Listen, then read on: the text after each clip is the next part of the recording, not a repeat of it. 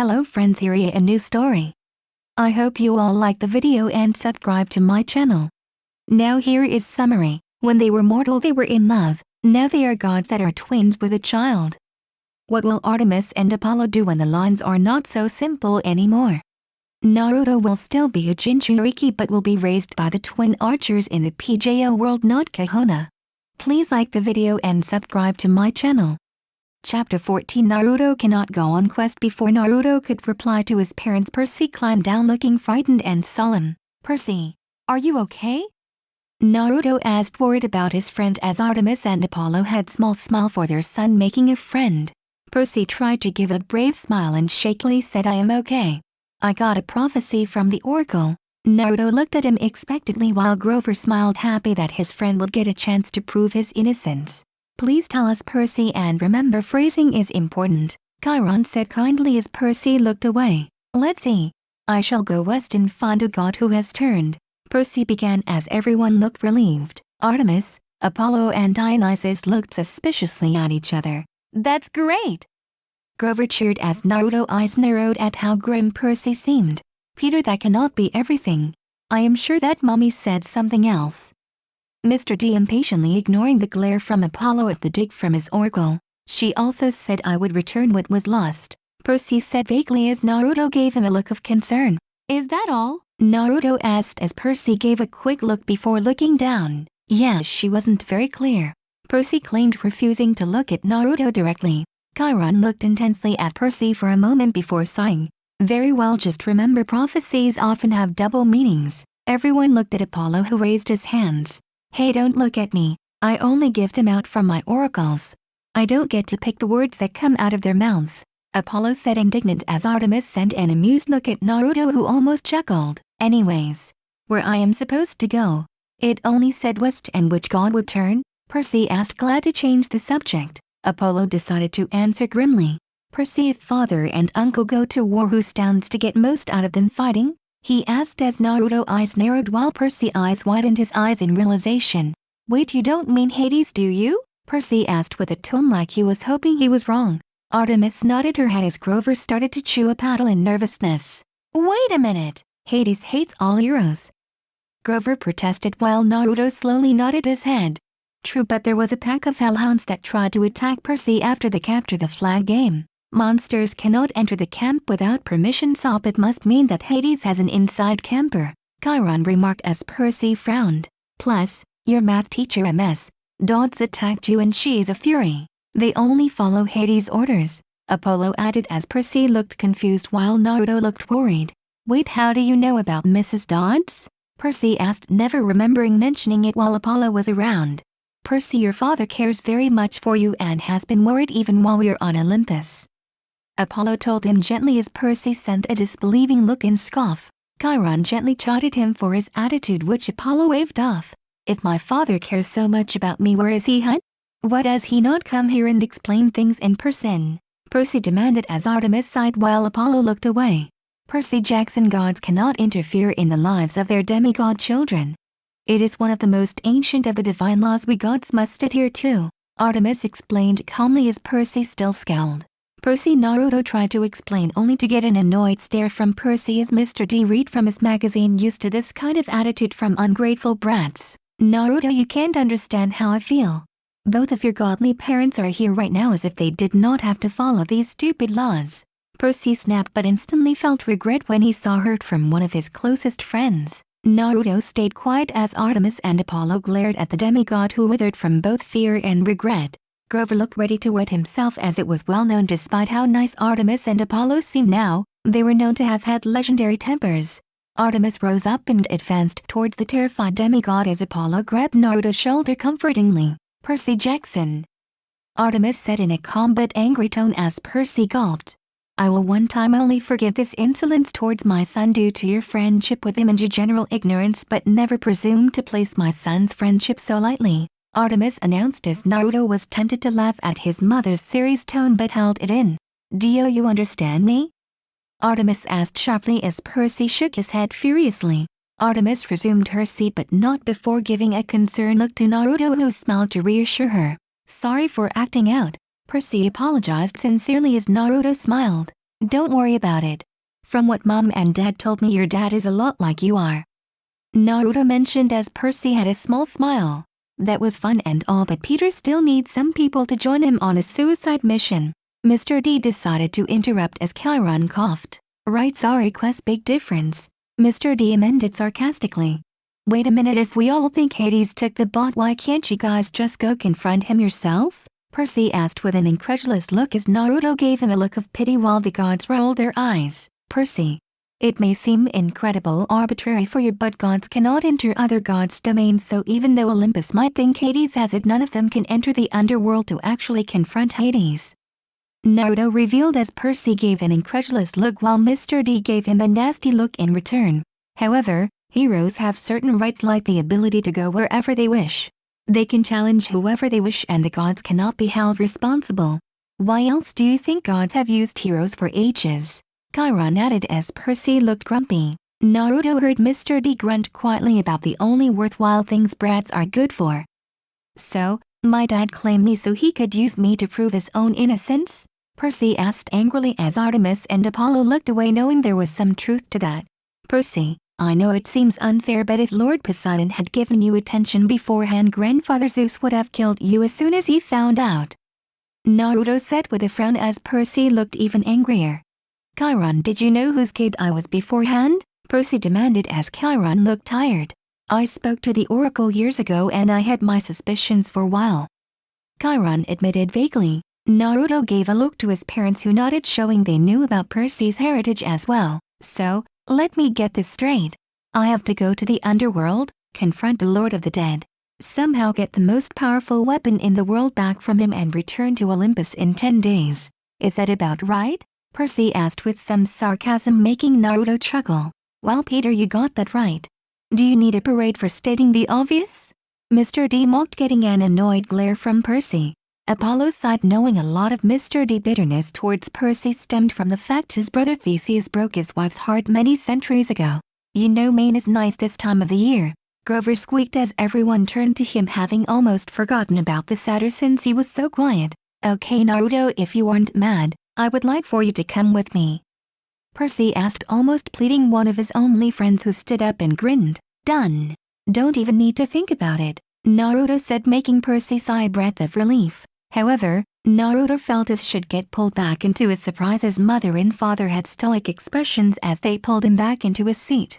"Consider it undone. Naruto is not going," Artemis declared as everyone looked shocked. "Mother, what did you say?" Naruto asked, shocked to hear his mom make such a decision for him.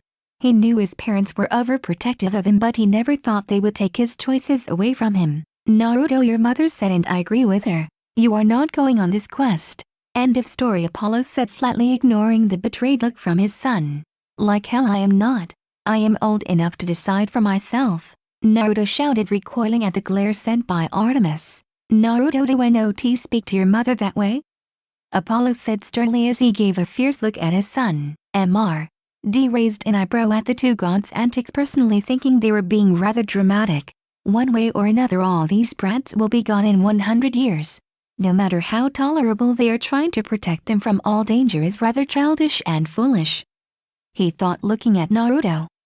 Naruto must have balls of steel to talk that way to the gods, even if they are his parents. Especially Lady Artemis, Grover thought nervously, watching the shouting match between Naruto and his parents escalate. Chiron decided to be the voice of reason and said in a soothing voice, "My lady, surely with Naruto's experience with you two, he can be a valuable asset to the quest." Naruto nodded his head in agreement, but both of them scouted back when Artemis' furious silver eyes bored on them. "Chiron, I respect what you do for these kids at this camp, but this is a family matter. This is not a vote, this is a decision," Artemis said bluntly as glared at Naruto's silver and blue eyes, ignoring the pain in her heart when she saw the hurt in her baby's eyes. Chiron sighed and announced, seeing Naruto about to erupt at his parents again. "Very well, if Lady Artemis and Lord Apollo had decreed it, Naruto, you will not be going on this quest. Percy, please pick 2 other companions to journey with you." Percy looked at a loss of his kick-ass friend not being able to join him on his quest until Naruto looked away from his parents and gave Percy a reassuring smile. "Look, I can't go on this quest, but do you want my advice?" Naruto asked kindly. Percy nodded his head eagerly. "Of course man, I get it. Anything you can tell me will surely help." Percy said eagerly as Naruto took a breath. Take Grover with you. He still creeps me out with his obsession with Mom, but he is reliable and you can trust him, Naruto said, pointing at Grover, who looked honored at the praise. Percy nodded his head, seeing no reason why he wouldn't take his best friend and guardian. Okay, who do you think I should take too? Percy asked hesitantly, as besides Naruto and Grover he did not consider himself to have many friends at Camp Half-Blood. Annabeth, Naruto said as Grover looked thoughtful and Percy looked uneasy. Naruto raised a hand when Percy looked ready to complain. Look, I get you two had a rough start, but she is smart and dependable and you will need those traits on a quest when the odds are against you, Naruto explained, although Percy still looked doubtful. Percy needs somebody who will have your back, and Annabeth is someone I would trust to have my back, so I think you can trust her to have yours, Naruto said proudly as Percy eventually nodded his head. Despite knowing they hurt their son's feelings, both Artemis and Apollo felt pride at their son's mature look and wanting to protect his friend even if he wasn't there. So where is the underworld here in America? Percy decided to ask, reasoning it wouldn't that stupid to ask in front of gods. Los Angeles, Chiron stated as Percy blinked several times before shrugging. He quickly learned gods controlled all the weird things that happened in life, so why wouldn't the land of the dead be under Los Angeles? Okay, so I hop on a plane, Percy began as thunder boomed outside as if angered by the suggestion. Percy blinked eye confusion when he saw the dull looks sent his way. Naruto saw his mother controlling herself from calling Percy a stupid boy. Percy, your father and Zeus are right now at the brink of civil war. If you go into the sky, Zeus will have no problem or issue zapping you into a burnt husk, Naruto said seriously as Percy gulped, realizing his mistake. Okay, no planes, Percy agreed as Grover let off a sigh of relief. So just land vehicles then? Percy asked Chiron, who nodded. Yes, the big three are strongest in their own domains but weakest in one of their brothers' domains. However, the Earth itself none of them have any real power over, so it's your only real safe bet, Chiron lectured, getting a smile from Percy. Naruto got a feeling that Chiron was Percy's favorite teacher. We shall drive you to the bus terminal in Manhattan and then it is up to you to find your own way, Chiron told Percy as they drove off to get Annabeth caught up to speed. If you don't die, I guess one camper won't make much a difference, Mr. D yawned as he walked away. Naruto walked up to Percy but not before giving a look to his parents, daring them to interrupt. They sighed and decided he deserved to see his friend off without interference. Sorry I can't be there for you, Naruto said quietly, only to get caught in a brotherly hug from Percy, who was shorter than him. Naruto blinked when he realized Percy was actually older than him but lacked training, so he looked a bit younger instead. Hey man, I totally get it. When I get back, we can celebrate as friends, do alright? Percy asked with a grin as Naruto returned the brotherly hug.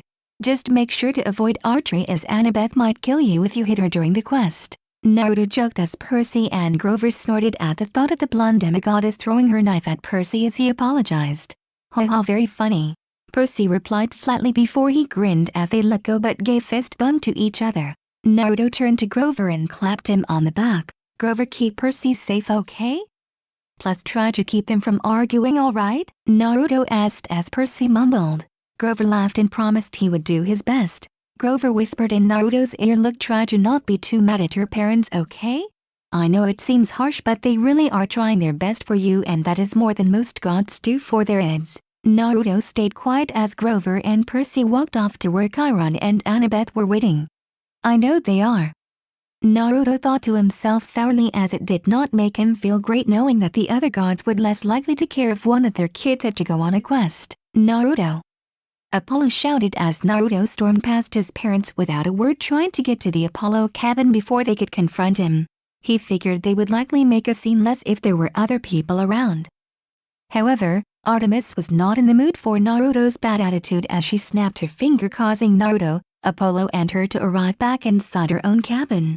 As soon as Naruto realized he was alone again with his parents, he just sat on Zoe's bed, crossed his arms and had a grumpy expression on his face. Artemis and Apollo looked awkwardly at their son as several minutes passed without talking before Apollo decided to break the ice. Naruto, I know you don't agree with our decision but it is for the best, Apollo said with a sigh as Naruto's expression did not change. Why? Naruto decided to speak as Artemis adopted a serious expression. Because we don't want you to die, Artemis admitted with her eyes watery as Naruto looked down, unsure how to feel. How is this any different when I was wandering around for that month before I came to camp? Naruto asked. Apollo admitted because we could still help you if you were in any actual kind of danger, but if you went on the quest our powers become so limited, we would be throwing you to the wolves. Artemis shook her head sadly as Naruto felt conflicted. So, you think I would be better off here my friends risk their lives for all our sakes? Naruto asked as his parents reluctantly nodded their heads. Okay, what if they fail and Zeus goes to war with Poseidon? How would I be safe here if everywhere is going to be a battlefield? Naruto asked in frustration. He wanted to know why his parents were so stubborn on him taking a risk. Artemis looked him directly in the eyes and said, if war does come, we will send you off to the elemental nations and close the portal behind you. You would be safe as only my brother and I can access the portal. Apollo winced seeing the shocked and disgusted look on Naruto's face. You would expect me to run like a coward and leave everyone here to die? Naruto asked, furious at how selfish his parents were being. They seemed to rather see the world burn. They let him take a risk. We would expect you to live. Why do you even want to go on this quest anyways? Is glory really worth risking your life for, huh? Artemis asked, refusing to back down from her need to protect her baby even if he felt he did not need it. Apollo rubbed his head knowing his son and sister were two of the most stubborn people he knew and that this stubbornness was brought out of a desire of love. Don't you ever say that about me, Ka-chan. I know what Hercules did to Zoe Ni-chan and I never want to become someone like him. Naruto hissed as his parents gave him proud looks. What I want is to protect my friends. I don't want war, so please let me help stop it.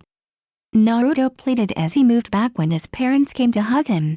This distance broke Artemis and Apollo's heart, but they knew they had to strong for Naruto's sake. The answer is still no, Naruto, Artemis declared as her motherly glare made Naruto reluctantly sit back down. Naruto, they already have 3 members on that quest and 3 is a sacred number, Apollo said firmly as Naruto turned to his dad in desperation. Dad, you told me in the elemental nations that teams were organized in 4-man squads and there was only one person with more experience assigned. Naruto said as Apollo held back a smile at how clever his son was, but he still shook his head. Just then a rumbling happened as Artemis and Apollo sighed. Looks like father has demanded all the gods go back to Olympus right now. Artemis said with a frown as she noticed her son look away from her. Naruto, don't think of sneaking off. Remember, I can see everything underneath the sky and same as your mother. One or both of us will always be watching, Apollo warned as Naruto just puffed his cheeks up. Yeah, I know, Naruto said with some sass, but before Artemis and Apollo could teleport away, he gave them a tight hug. I still love you guys, you know, Naruto said softly as Apollo pat his head and Artemis wrapped an arm around him. I know you don't think it's fair, but everything we do because we love you, Apollo promised before he vanished with Artemis covering Naruto's eyes. Goodbye my little stars. Just remember mommy will always love you no matter what, Artemis said softly as she kissed Naruto's forehead and turned Naruto around so she could teleport away. Guess I have to wait. I wonder if Selena has some free time? Naruto wondered to himself as he stepped out of the Artemis cabin knowing his friends were about to face reality head-on. Chapter 15 Naruto is grumpy at camp. The next morning Naruto was still annoyed at his parents, so he half-heartedly gave them part of his breakfast. Naruto was technically head of the Artemis cabin, so Naruto could choose his own schedule, but he didn't feel like doing much, so he just wandered around camp until he saw his godmother smile and wave him over. Naruto was about to call her out until she put a finger on her lips and pointed at the Artemis cabin. Naruto understood and walked inside and closed the door. He turned around and saw Hestia, like his mother, in an early 20s form as he boiled into her waist for a tight embrace. Hestia, being Naruto's appointed godmother, was allowed into the Artemis cabin, although she felt no need to unless Naruto was in there as well. Auntie, I missed you so much, Naruto cried out as Hestia gently rubbed his back like when he was a child. I know my little Naru, and I missed you too, Hestia told him gently. Hestia just hugged him for several minutes before she pulled back to look at him directly in the eyes. I love that you are here, but I was told you had to stay on Olympus to keep Zeus from declaring war on Poseidon? Naruto asked as Hestia gave him a warm smile before she sighed. Now that an official quest is taking place, Zeus is willing to see what happens, so he is not making idle threats anymore. However, that does not mean he will not start a war if his master bolt is not returned by the summer solstice, Hestia said with a frown as Naruto looked angry. Naruto, I spoke to your parents about what happened. Hestia told him as he looked defiant. Well, they are being selfish, hiding me here while my friends are fighting for their lives. Naruto insisted as Hestia looked at sharply before she chuckled to his confusion. Of course, they are being selfish. To them you matter more than the world itself, Naru. Hestia told him gently as Naruto frowned and looked away. Why should my one life matter than all of theirs? Mom and Dad know if Percy and Annabeth fail, it is not just Percy who will die. Most likely everyone here in probably Western civilization will be gone too. Naruto asked his godmother desperately as Hestia sighed and produced a small flame that hovered in the air aimlessly. Naru, Hestia said seriously as Naruto stared into Hestia's warm red eyes, feeling a sense of comfort he had when he was with his parents. You know, when you were born your parents took you to Olympus to plead with for your life, correct? Hestia asked him as he nodded his head. What you don't know, even your implied existence of taking away your mother's chastity almost cost your father his life. Hestia told him as he gasped. Mom and Dad just told me it took you and the majority of the council to convince Zeus to spare me and let me with them and my sisters. Naruto said he felt both pride and horror at the thought of his parents risking themselves for him as a baby. Your mother also took a risk that day as my little brother was about to strike Apollo and you down without a second thought, but Artemis teleported in front of you both to stave off Zeus's hand, Hestia told him as she saw Naruto look down guiltily. Now tell me, Naru, is it that unbelievable that two immortals who would voluntarily risk time and harder for you would want you risk your life for their sake? Hestia asked him as Naruto's eyes widened when he started to see it from his parents' perspective. Hestia gently rubbed Naruto's cheeks as Naruto kept looking from side to side, trying to find some reason to argue with the calmest and kindest of all the Olympians. Auntie, this isn't just about me though. If they fail, everyone including them will be fighting a war with no winners while I am stuck in the elemental nations, not likely to see you ever again. Naruto told her with tears in his eyes as Hestia rubbed them away gently and rocked him as if he was just a little child again.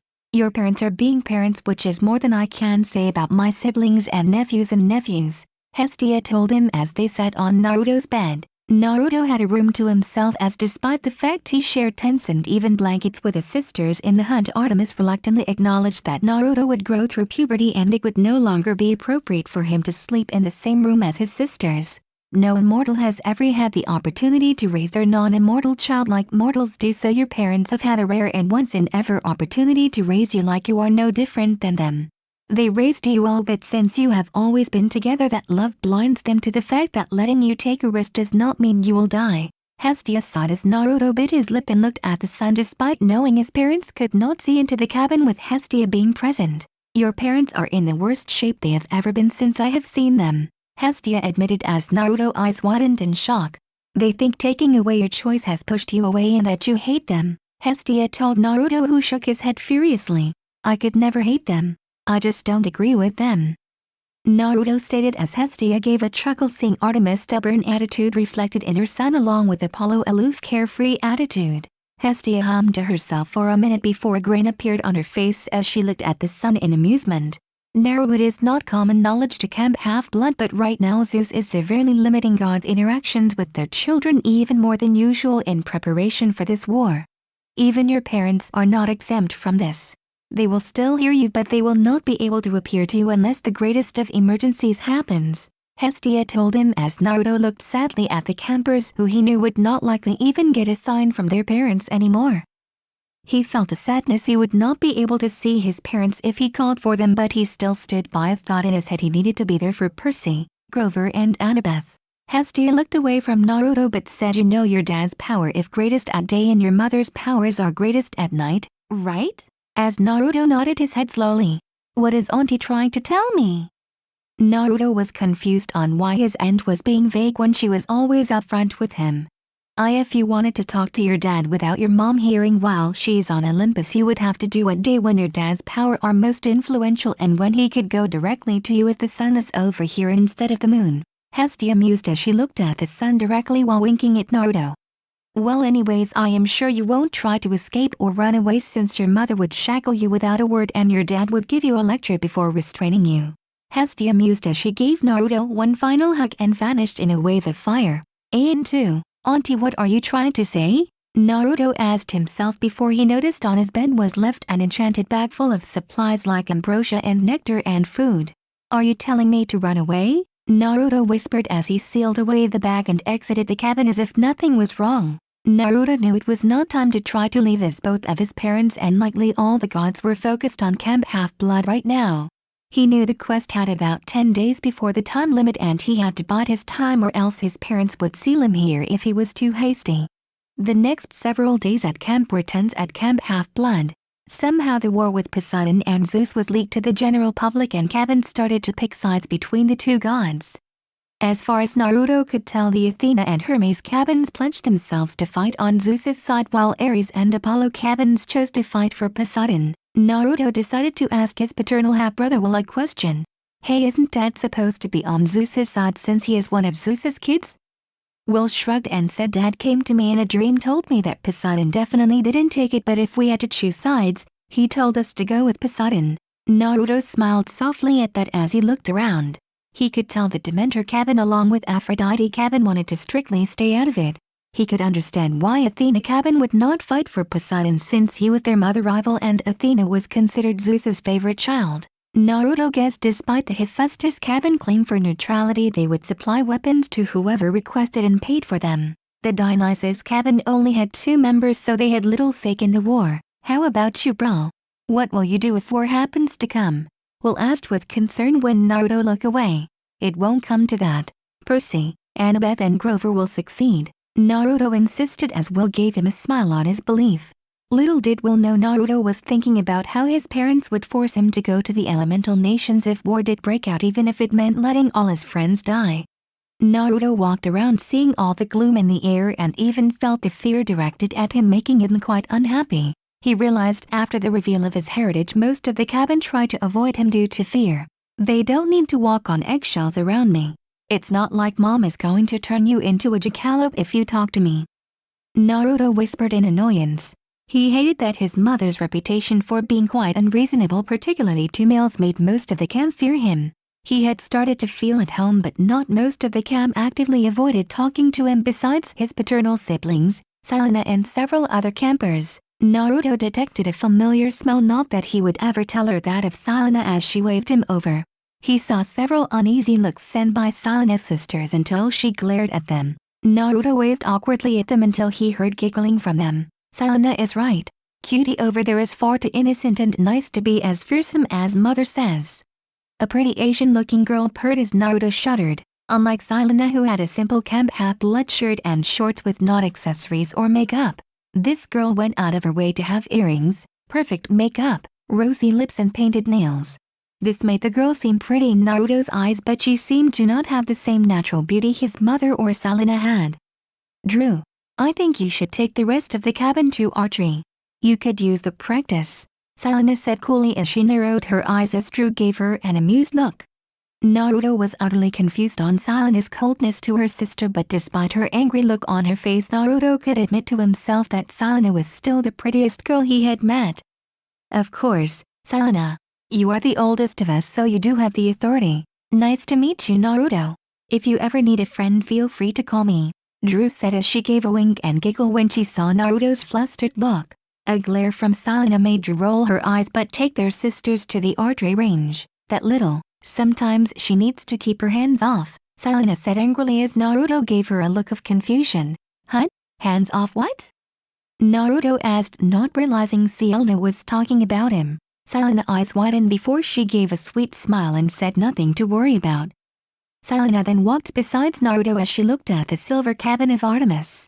Look, I don't take rumors with anything but a grain of salt, but did your parents really forbid you from going on the quest? Selena asked carefully, seeing Naruto frown. Naruto grumbled, yeah, it's true. They would rather have new demigods risk their lives than trust I can help.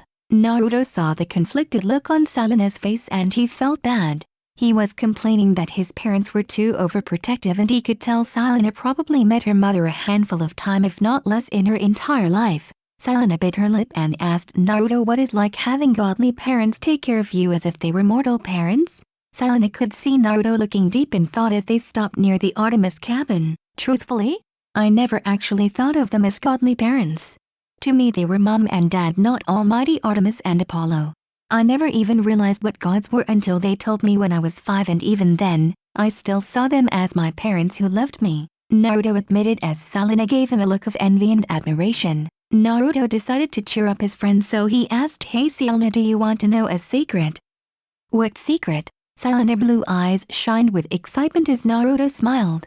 "My mom has probably an endless number of bad things to say about your mom," Naruto admitted as Selena giggled, knowing that they were almost polar opposites in personalities and domains. But even mom is forced to admit that Aphrodite loves all her kids, so despite what you think that gods don't care, your mom truly loves and adores you, Selena, Naruto told her confidently as Selena's eyes grew a bit teary-eyed. "Thanks, Naruto," Selena said sweetly as her eyes widened when Naruto wiped her tears away with his hand. Naruto's eyes widened when he realized what he was doing and pulled back with an apology. Both of them looked away, not seeing the other's massive blush at the intimate reaction from Naruto.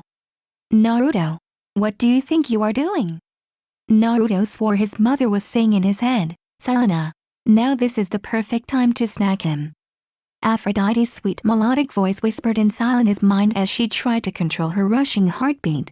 After several awkward minutes as the teens got control of their breathing and heartbeats, they smiled at each other with a silent message to let what happened without comment. Selena saw Naruto look sadly across the camp as the campers were going out of their way to avoid the Artemis cabin as if was cursed. Selena sighed before she said softly, "I know you think that you are feared, Naruto, but that is not why people are steering clear of you." As Naruto gave her a confused look, "Could have fooled me. Ever since that meeting, everyone tries to avoid talking to me as if getting me mad will have mom turn them into a chipmunk," Naruto said bitterly as Selena gave him a look of sympathy. "I will admit a lot of talk is about that, but it's also about your sisters, the hunters," Selena told him as Naruto raised an eyebrow. "What about them? They haven't been here for decades," Naruto remarked, hearing stories about his sisters boasting about their previous 55 wins before he was born.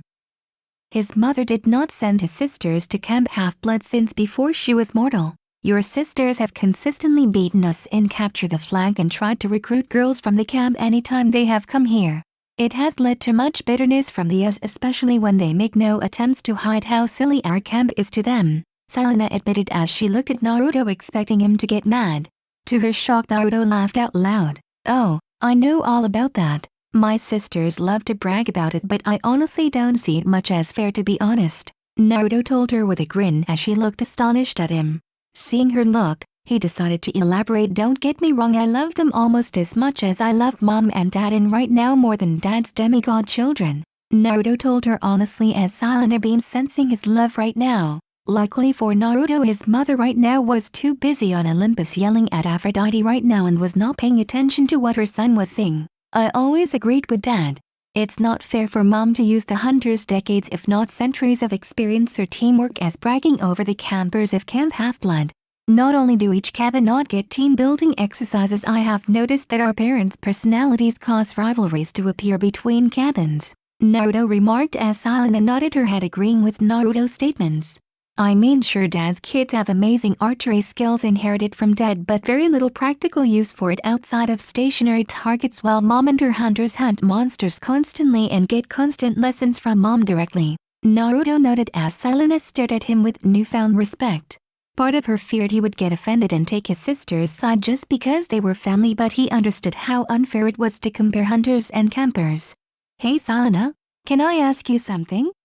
Naruto asked as he looked at the sun while Selena was looking at him. "Sure, anything," Selena told him as she shook her head, trying to get the confusing thoughts out of her head. "You are friends with Claris. Any idea why her cabin is supporting Percy instead of Zeus?" Naruto asked as Selena gave a chuckle. "I did ask her that and she told me upfront I am not supporting Percy. My dad is supporting Poseidon, so are we. Dad said to take the side that Poseidon's side is more fun to support," Selena said in a mock Claris voice, making them both laugh. "I see. I will keep it in mind," Naruto said with mirth. Of all the gods, he had the least amount of respect for Ares, as his attitude for women was worse than his dad's when he was at his mother called Apollo a skirt-chasing horn dog. His dad told him of the countless times he had hit on Artemis and Athena, making Naruto annoyed, along with knowing Ares voted and tried to convince Zeus to kill him on his first day of life. Selena took a look at Naruto's new hair and eye color and smiled. "Your new looks from your mom really suits you, Naruto," Selena told him as Naruto nervously rubbed his head. "You think so?" I am just happy I have another connection to mom instead of looking like a mini clone of dad," Naruto admitted as Selena's heart skipped a beat in happiness. "It sure does. Matter of fact, I think you will have girls lining up to ask you out in the near future." Selena teased as Naruto blushed and pouted. "Selena, I think you with your pretty hair and face have loads of guys waiting to ask you out," Naruto retorted as Selena rolled her eyes playfully. "Hey! Just because my mom has a lot of lovers does not mean I want guys drooling over me," Selena said with a pout. "It's not like I have found a boy to share a first kiss with anyways," Selena thought to herself as she glanced at Naruto with the corner of her eye with interest. Selena was honestly annoyed that children of Aphrodite went through puberty quicker and more maturely than other demigods, so despite being only 13 she looked closer to 15. After a moment they both laughed at how silly they sounded. Selena, sensing Naruto was still uneasy, went in close and whispered, "If you really believe going on the quest without permission is best, I say go for it.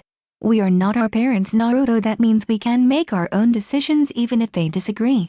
If it was up to mom, I would have broken your heart by now, but I truly want to be your friend, Naruto." Selena then gave him a quick hug and walked away before he could respond. Naruto once again was drawn to her hair as he watched her walk away. Naruto did not realize he was in a daze before he bumped into a tree and realized it was Thalia's tree. H had heard talk of the daughter of Zeus from Grover and her bravery in saving her friends when they came to Camp Half-Blood. "Huh, Thalia, daughter of Zeus? I suppose you can't give me advice, huh?" Naruto asked with a laugh, playing his hand over the tree. He blinked as a bright light enveloped his eyes. Next thing he knew, he was in a white plane with a shocked girl looking at him in surprise and desperation. "Who are you and why are you here?" the girl demanded as Naruto gasped before he blinked again. "I am Naruto Uzumaki and I happened to touch the tree and woke up here," Naruto admitted as the girl looked at him wearily. "Okay, Naruto, I am Thalia, daughter of Zeus, and is where I have been trapped," Thalia said with slight suspicion. Suddenly a booming voice chuckled from behind Naruto. "So this is new, huh?" Naruto and Thalia looked behind to see a massive fox with 9 tails sitting looking at the children with amusement. The fox had orange-red fur and human-like hand, complete with 5 fingers and claws on each end. It had red eyes with a black slit for pupils, and its size was so massive that both Naruto and Thalia only reached barely up to its foot. Thalia instantly went in defensive mood, showing fear in the commanding stance, while Naruto looked at ease and no fear. "Been a while, huh, Kurama?" Naruto asked as Kurama gave a toothy grin at Naruto. I hope you all liked the video. And if you all want the next part of this video, please like the video and comment 3 hearts. Please subscribe to my channel so whenever I upload a video you will notify.